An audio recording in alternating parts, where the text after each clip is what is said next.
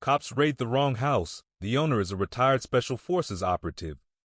I went out one night with my boss instead of him, and he took it to heart and decided to leave me.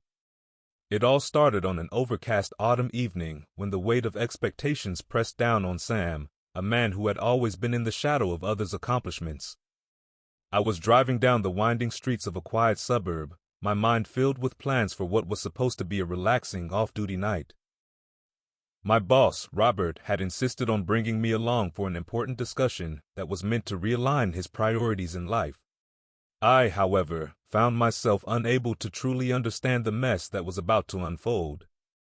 The night was unnervingly silent, the kind of eerie calm that always precedes dramatic turns in life.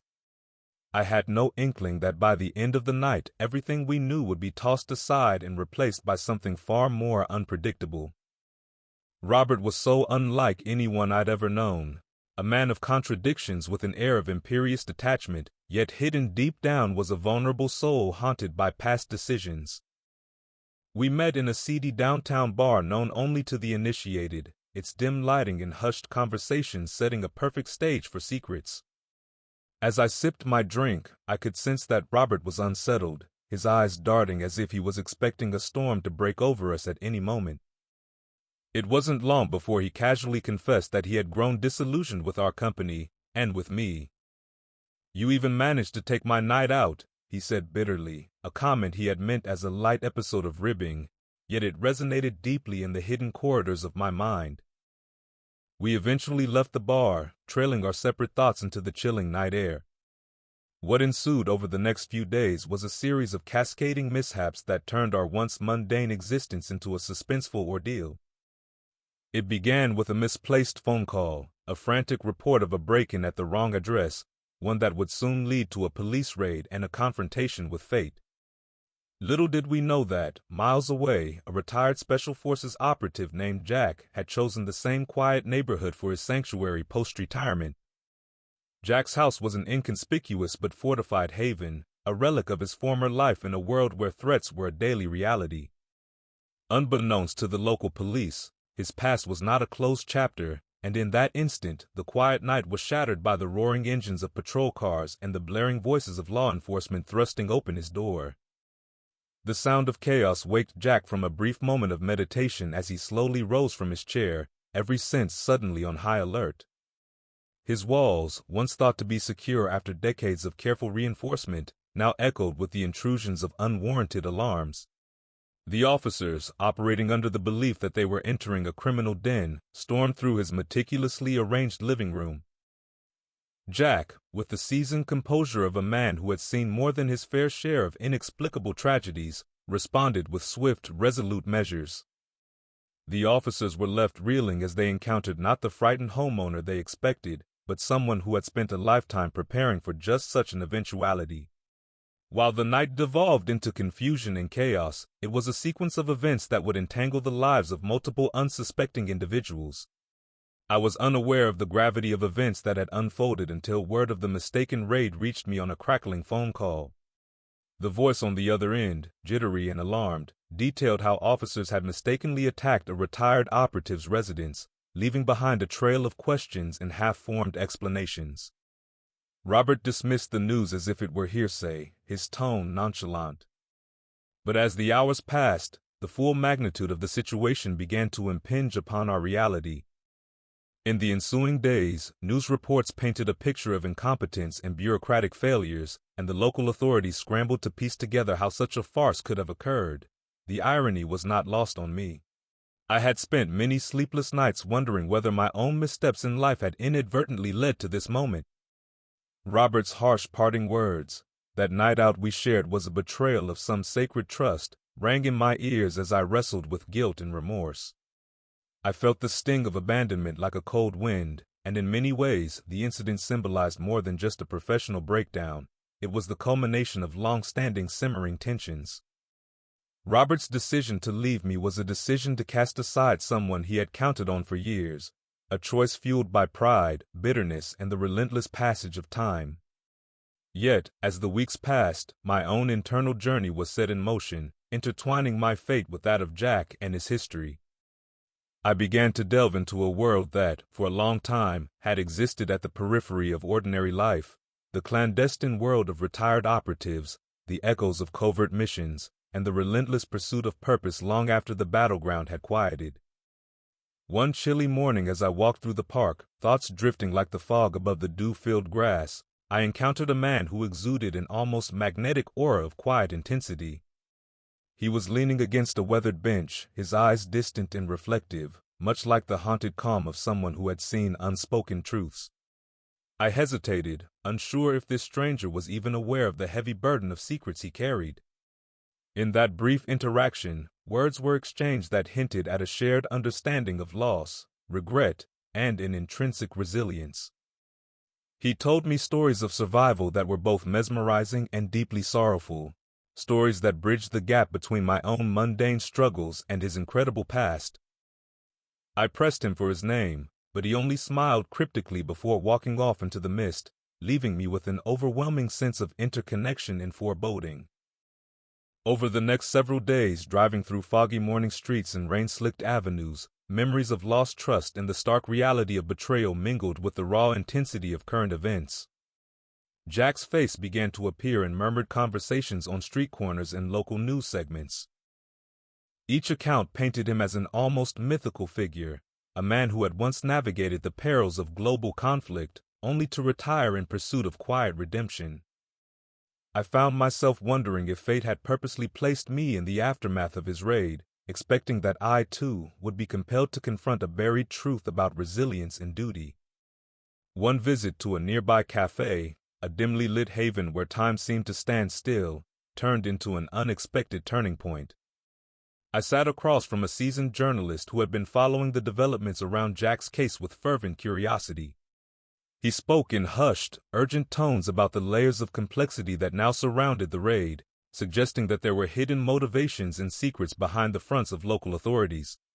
His stories resonated with the same mix of admiration and sorrow that I felt, as if the chaos of that night was merely the final chapter in an ongoing saga of miscommunication, misplaced justice, and personal reckoning. The narrative took a sudden twist when I discovered that the misplaced raid was not simply an administrative blunder, but an orchestrated misdirection that had roots deep in a labyrinth of power politics and long-forgotten deeds. A retired agent who once navigated shadows appeared to be stirring the embers of his past, manipulating events from behind the scenes.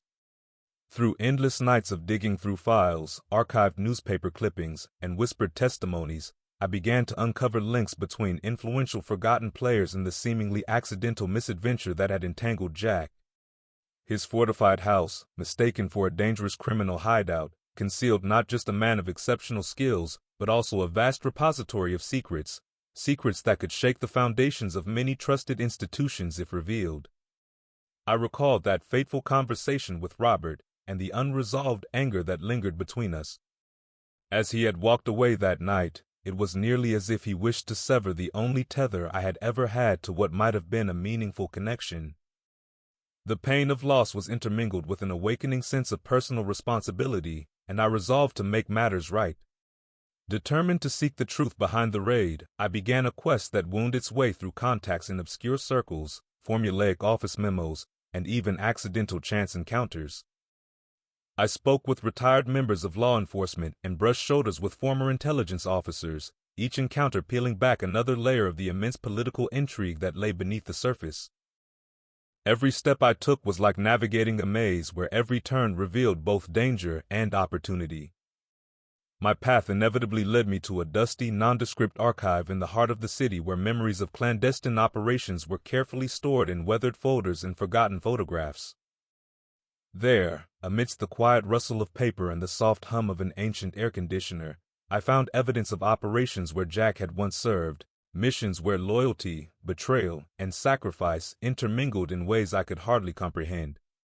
Each document was a testament to a lost era where the lines between right and wrong were blurred by survival instincts and patriotism. With every file I uncovered, it became evident that the mistaken raid was destined to unravel a far larger tapestry of secrets. The retired Special Forces operatives' hidden past was interwoven with the destinies of people who had long since faded into the shadows, their stories swirling in a dance of irony and tragedy. And in that twisting narrative, I found both solace and a renewed sense of purpose, to absolve my failures and to stand as a witness to the incredible confluence of fate that had brought us all together. In the days that followed, the local community was engulfed in a maelstrom of heated debates, anger, and incredulity.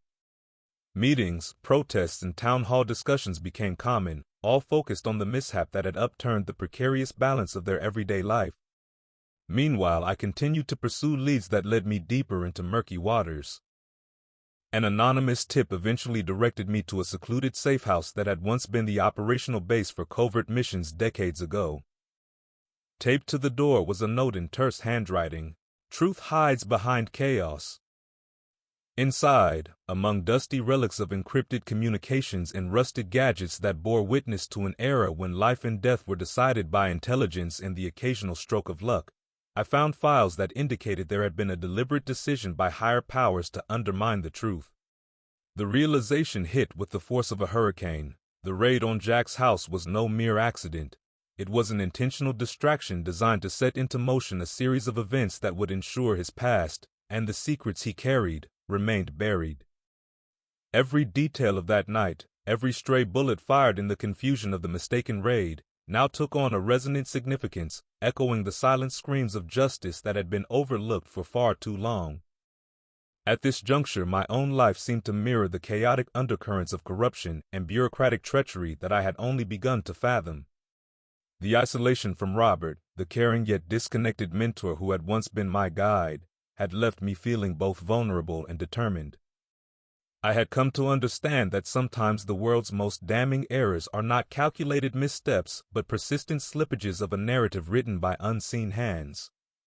The knowledge that Jack, who had fought countless battles at the frontier of life and death, was now a pawn in a larger game, filled me with a sense of rage tempered by respect. Here was a man who had dedicated his life to protecting his community and country, only to have his hard-won peace shattered by ill-conceived orders and bureaucratic arrogance. Night after night, as I retraced the events leading up to and following the night of the raid, I began to visualize the intricate network of decisions that had steered us all into this inevitable collision of fates. The truth was like a delicate tapestry, each thread interwoven with stories of dreams dashed by cruel irony and acts of valor stifled by misplaced obedience. Jack, sitting silently in his fortified house as the chaotic winds of fate blew outside his windows, had become both a symbolic martyr of bureaucratic ineptitude and a beacon for those who dared to question authority. His home, once a sanctuary, had been transformed into a battleground where the ideals of justice clashed with the cold realities of power. In that house so many secrets were hidden, and by exposing those secrets, I knew that not only would I be risking my own safety, but also challenging an established order that was as perilous as it was indifferent to the plight of the overlooked. As the days blurred into restless nights, I found solace in unexpected moments. The once clear boundary between right and wrong melted away as I encountered individuals whose lives had been irrevocably altered by the raid. A young woman named Maria, whose family had been wrongly implicated in an unrelated scandal, confided in me about the pervasive sense of injustice that haunted her every waking hour.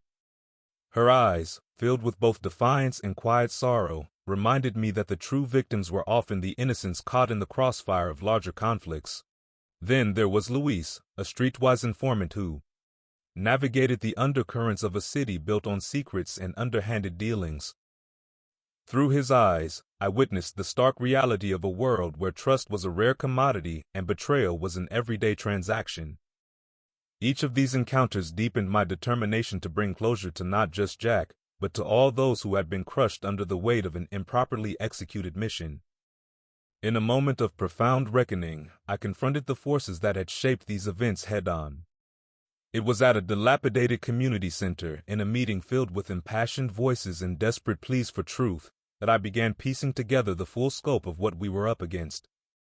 The discussion was heated, with local officials defending their actions while citizens demanded accountability. My voice, laden with the weight of personal regret and newfound hope, reverberated through the room as I recounted my revelations about the shadowy figures whose hidden agendas had led to the ordeal that beleaguered us all. I challenged those in power, not with reckless anger, but with a measured determination born from watching too many lives crumble under the indifference of institutions that had lost their way. The dialogue that followed was a clarion call to awaken a dormant collective consciousness, a determination that echoed far beyond that cramped room. As the truth began to take hold in public discourse, Jack himself emerged from the shadows. In a quiet, measured statement delivered at a hastily convened press conference outside the remnants of his fortified home, he acknowledged the chaos while stressing that justice could only emerge from a sincere commitment to truth. His words cut through the haze of confusion, resonating with an authenticity that had been all too rare in recent times.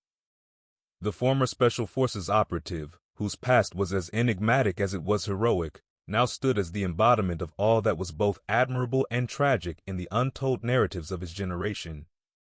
His soft-spoken yet resolute tone reminded everyone that courage often takes the form of silence in the face of overwhelming adversity. In the aftermath, the city became a nexus of reinvention and hope. The scandal that had erupted in the wake of the raid served as a sobering reminder of the delicate balance between authority and accountability. I, once a bystander in an unfolding catastrophe, found myself drawn into the heart of an emerging movement dedicated to safeguarding truth. Guided by the spirit of those who had sacrificed their own peace for a greater cause, I set out on a journey of reconciliation, a quest to mend broken ties, to face my own mistakes, and to rebuild what had once seemed irretrievably lost. With every step I took, I could feel the heavy hand of destiny urging me forward, reminding me that even the smallest action, when driven by sincerity and courage, could alter the course of history. In the following weeks, the atmosphere of the city shifted palpably. The angry murmurs of dissent began to transform into hopeful conversations about change and reform. At community gatherings, old rivalries gave way to alliances built on the shared determination to hold the powerful accountable. I found myself walking the same streets where only days before despair had brewed, but now they were alive with the vigorous pulse of collective action. In the corridors of power, however, the reverberations were less hopeful. Behind closed doors, the very individuals who had orchestrated the misguided raid scrambled to cover their tracks, their carefully constructed facades beginning to show cracks under the relentless pressure of public scrutiny. Meanwhile, my personal journey took on a life of its own. The betrayal by Robert had left a lingering scar, a reminder of bygone days when trust was taken for granted. Yet, as I sat alone on a park bench one late evening, drawing solace from the soft glow of the streetlights, I began to realize that his departure had inadvertently unleashed something within me. Where once there had been bitterness and regret, there now bubbled a renewed sense of self-respect and the willingness to own my faults as stepping stones toward redemption. I remembered the countless nights I had spent questioning every decision I had ever made, only to be met with the stark reality that regret is an inescapable part of the human experience. It was in accepting this truth that I finally found the strength to forgive, not just Robert, but myself. As the story of the mistaken raid and its far-reaching consequences grew ever more intricate, I came to understand that truth is a mosaic pieced together by countless small moments of bravery and vulnerability. Every conversation I had, every late-night investigation into rancorous archives, was a brushstroke on an immense canvas depicting the struggles, triumphs, and failures of a collective community.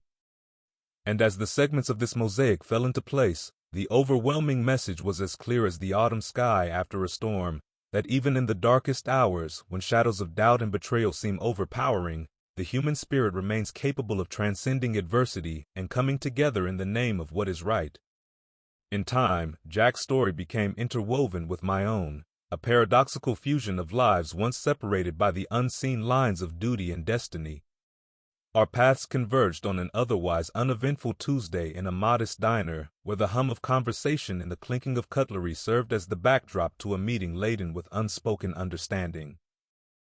Jack, with his calm and measured words, spoke of the profound cost of deception and the importance of reclaiming one's narrative, even in the face of monumental adversity. I listened with rapt attention, feeling in his every word a reflection of the unyielding passion that once drove me and that now propelled me forward into an uncertain yet promising future. His eyes, clouded by memories and tinged with a resolute determination, told me silently that even mistakes, however grave, could catalyze transformation. The ensuing months were marked by a flurry of meetings, clandestine rendezvous, and tireless exchanges with individuals who had once occupied the fringes of power. In the midst of these turbulent times, I began to see that not all was lost, that even in betrayal, there lay the seeds of rebirth and renewal. Robert, whose departure had once seemed like the absolute end of everything I had known, gradually reappeared in subtle ways. His absence had left behind not just wounds, but lessons that I could now apply in my quest for clarity. Though he rarely spoke directly of the past, the few enigmatic messages that surfaced hinted at a deep-seated regret and a slow, painful reconciliation with the choices he had made. In an almost cinematic twist, it was Robert who eventually turned his back on the very life he had once led, emerging from self-imposed oblivion to quietly lend his support to the movement that sought to unearth the truth behind the failed raid. One evening, as twilight descended over a city rehabilitating itself through honest dialogue and brave accountability, I sat in a small, refurbished community hall. Here, amidst the hum of hopeful conversations and flickering candlelight, I recalled every fragment of the journey that had brought me to this moment of introspection. The narrative of that fateful night, the mistaken entrance into Jack's home, the unraveling of secrets, and the transformative consequences of misdirected authority had morphed from a trial by fire into a testimony of resilience. As I addressed the gathered crowd, my voice trembled with an intensity that belied the calm facade I had long maintained. I recounted every detail with sincerity and compassion, leaving no stone unturned in my quest to confront the hidden scars of injustice. In that moment, I felt the crowded room resonate as if they too had borne witness to the twisted interplay between power and vulnerability. The talk continued well into the night, with impassioned discussions that spilled over into the street. What began as a moment of personal catharsis had grown into a collective celebration of truth, the kind that forged hope out of despair and illuminated the hidden corners of an institutional labyrinth that had long demanded reform. Each story that emerged from the audience added a vivid layer to the tumultuous tapestry of that night. Old wounds were revisited, but these wounds were no longer sources of bitter regret. Instead, they became symbols of both suffering and strength, a reminder that even in the face of overwhelming challenges, we could rise above our past misfortunes to construct meaning and authenticity in the present. Over the following weeks, an unprecedented collaboration formed between the local community, a cadre of investigative journalists, and even a few repentant figures from within the ranks of the misguided police units. Together, we embarked on a mission to reconstruct every detail of that fateful night, to map out the maze of errors and manipulations that had led to the mob of officers storming Jack's home. With every revelation, it became increasingly evident that the truth was far more complex than any one individual could have imagined. There were layers upon layers of intrigue, each more convoluted and sorrowful than the one before. Amidst the investigations, I found myself not only confronting my own shortcomings, but also understanding that the pursuit of truth was an inherently collective endeavor, a shared burden and a shared privilege that could bind even the most disparate souls together. In the process, Jack, my estranged mentor Robert, and even the reluctant bureaucrats began to see that redemption was not only possible, but necessary. A turning point came when a long-forgotten diary, written by one of Jack's former comrades, emerged from a box of archived memories. Its pages chronicled secret operations, moral dilemmas, and the kind of unspeakable choices that left an indelible mark on everyone involved. Reading those pages, I felt as if I were stepping into a time capsule, one that captured the essence of honor and the agony of irrevocable decisions. Though the diary was steeped in the grim realities of covert operations and served as a painful reminder of a bygone era, it also shone with the light of undeniable courage and resilience. That diary became symbolic, a bridge between the buried scars of the past and the rebuilding of a future grounded in truth. In that moment, I understood that even the most chaotic interludes in our lives could serve as catalysts for profound transformation when viewed through the lens of introspection and collective responsibility. The investigation continued to unravel the intricate layers tied to the raid, and every new discovery was a step closer to pinpointing those responsible for setting this entire debacle in motion. Among the unraveling conspiracies was evidence of deliberate tampering with crucial surveillance recordings and a set of internal memos that hinted at a covert operation designed to manipulate public perception. Each revelation came with a jolt of astonishment, as if the layers of deception were collapsing under the weight of their own implausibility.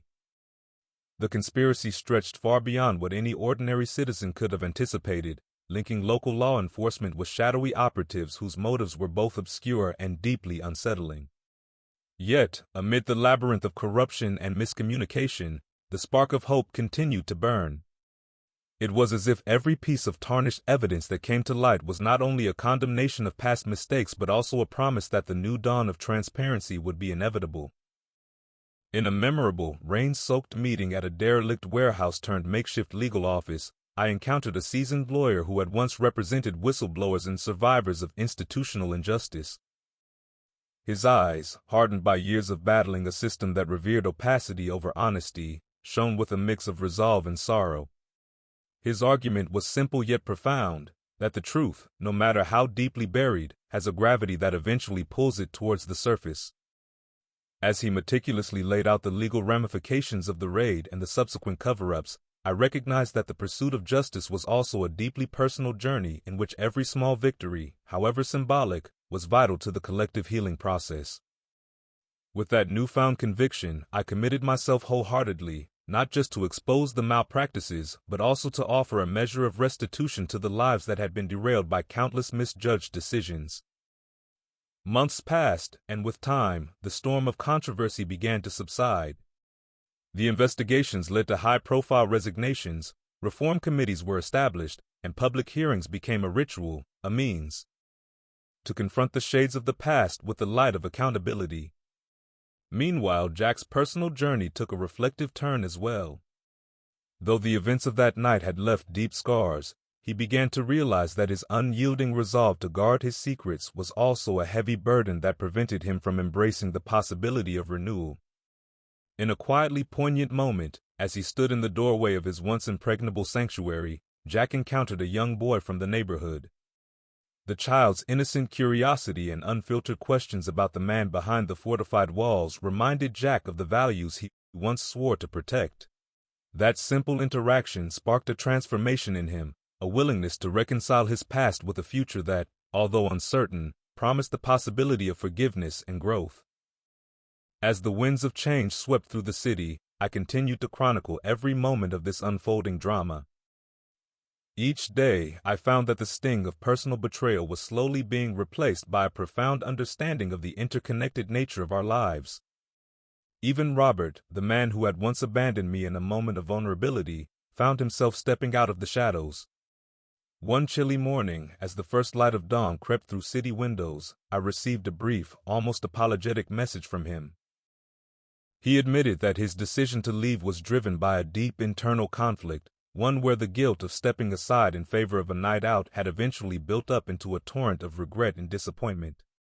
His words, though few, were laced with an authenticity that was hard to ignore. It was a fragile olive branch in a war of misunderstandings, and while the scars of our past would not vanish overnight, there was room for a cautious reconciliation. In the broader picture, the mistaken raid had become a catalyst for reconsidering how we viewed authority and accountability. It forced the community, with all its flaws, to confront the butterfly effect of a single misjudged night. Even as new policies and oversight mechanisms were put in place to prevent future miscarriages of justice, the echoes of that fateful event continued to ripple through the lives of everyone involved. It was as if the city, scarred but resilient, had taken the worst of events and managed to weave them into its cultural fabric as lessons in vigilance, compassion, and the sanctity of truth. Amid these sweeping changes, I found myself transforming from a passive observer into an active advocate, a role that, despite its risks, filled me with an unwavering sense of purpose. Late one evening, as the crisp air filled my lungs and I walked along a boulevard lined with flickering streetlights, memories of that single chaotic night resurfaced with startling clarity. I recollected not only the chaos of the police raid but the profound human emotions that bubbled beneath, unspoken and raw. There was panic in the rush of footsteps, determination in the unwavering stares of the officers, and, hidden in the background, the quiet existence of a man who had dedicated himself to service and protection. Under those streetlights, every element of the night, the car alarms, the tension in the air, the echo of confused commands, appeared as a fragment of a larger story.